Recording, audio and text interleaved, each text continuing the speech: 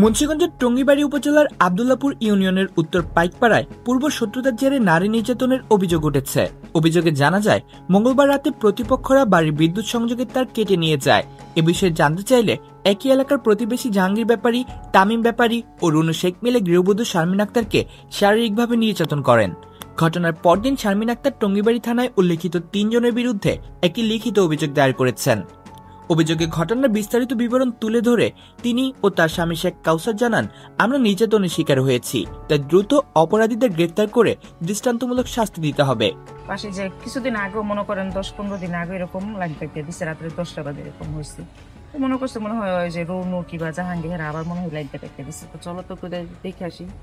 তো আমি প্রথম আমার হাজব্যান্ডকে বললাম যে তো আপনি একটু আগে দেখে আসেন।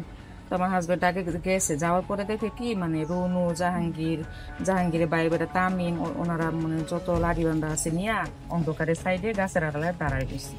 তো দাঁড়াবি কিনা, তো গেছে, যাওয়ার পরে দেখি তার দ্বারা 4 টুকরো করে রাখছি, মানে কাইটা ফেলছে।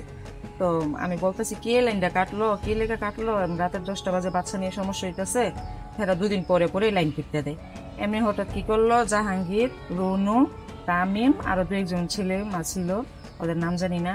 তো ওনারা লাড়ি বান্ধা নিয়ে আমার চুলের মুঠি ধরে আমার মনে করেন পিঠে, মানে পেটে, তারপরে মাথায় যেভাবে ওরা আঘাত করতে পারে আমরা ওনার টাইনা সিরা নিয়ে গেছে জাহাঙ্গীরে ওনারা টাইনা নিচ্ছে। তারপরে আমার মনে করেন রৌনু মানে আমার বাম হাতের জামাটার সিরা মানে টানটা সিরা লাগছে। তারপর আবার লাঠি মুঠি ঘুষি দিচ্ছে, চিকা চেঁচামেচি করছি।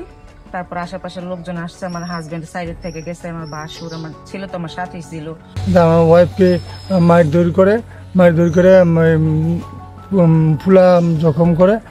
আজকে আমরা থানায় একটা অভিযোগ দিই, অভিযোগ দায়ের করে অবস্থায় আছে, এখনো পর্যন্ত কোনো ব্যবস্থা নেওয়া হয় নাই। আমরা চাই এর সুব্যবস্থা নেওয়া হোক। অভিযোগের বিষয়ে জানতে জাহাঙ্গীর ও তামিম ব্যাপারীদের বাড়িতে তাদের পাওয়া যায়নি, তবে সেখানকার নারী সদস্যরা বলেন এ ব্যাপারে তারা কিছুই জানে না। Desk report, Munshiganj TV.